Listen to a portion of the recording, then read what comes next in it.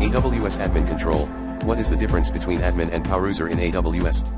AWS Admin Control refers to the management and governance of administrative access and permissions within an AWS environment. Admin Control ensures that users with elevated privileges can perform necessary tasks securely while maintaining robust oversight, restricting access to sensitive resources, and following best practices for security.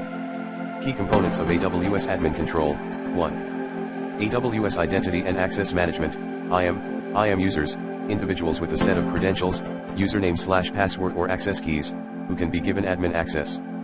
IAM groups, logical groupings of users, to which permissions, example admin access, can be applied collectively. IAM roles, identities with specific permissions that can be temporarily assigned to users, services, or applications, offering an alternative to directly giving admin privileges. IAM policies, documents that define the permissions, actions, that users, groups, or roles can perform on AWS resources. Admins typically have policies that grant full access, example administrator access policy, to AWS services.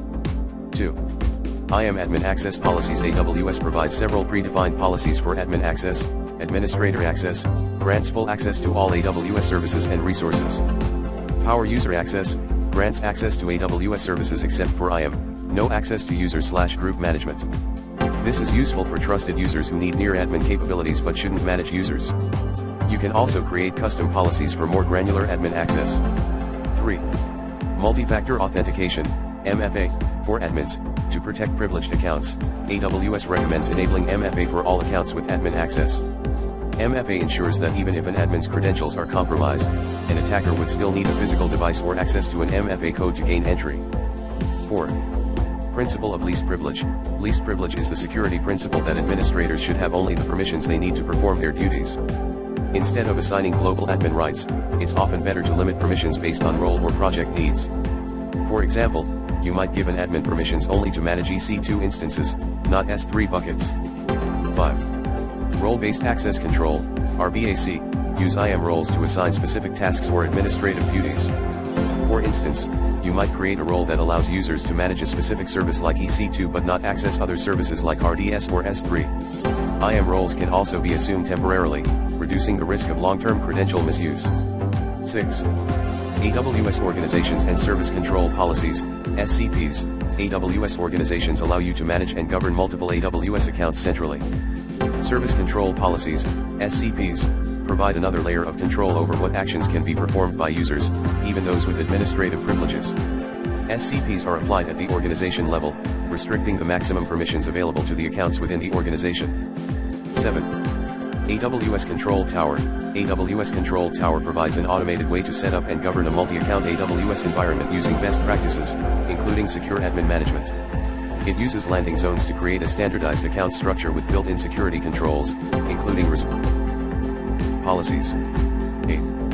Logging and monitoring administrative actions. AWS CloudTrail, records API calls made by users, including admin actions. CloudTrail logs can be reviewed to monitor who accessed which resources and when, and can alert for suspicious activity. AWS Config tracks changes to AWS resources and helps ensure compliance by auditing the configuration changes made by administrators. Amazon GuardDuty provides continuous monitoring for malicious or unauthorized behavior, including unauthorized attempts to escalate privileges by administrators. 9. Temporary admin access and session tokens. AWS Security Token Service, STS, allows for the creation of temporary security credentials that provide limited-time access to AWS resources. Admins can assume roles for specific tasks, limiting the potential exposure of sensitive credentials. 10. AWS Secrets Manager and AWS Systems Manager Parameter Store. These services securely store and rotate admin credentials, example access keys, passwords, for admins and services, ensuring that sensitive admin information is not hard-coded or exposed unnecessarily. Best practices for admin control in AWS. 1. Minimize the use of root account.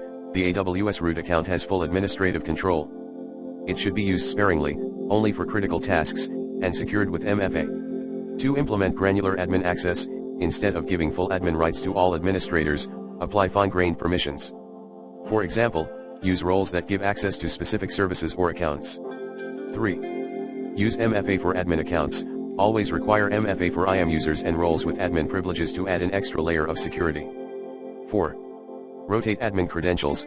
Regularly rotate access keys and passwords for admin accounts to minimize the risk of compromised credentials. 5. Monitor and audit admin activity.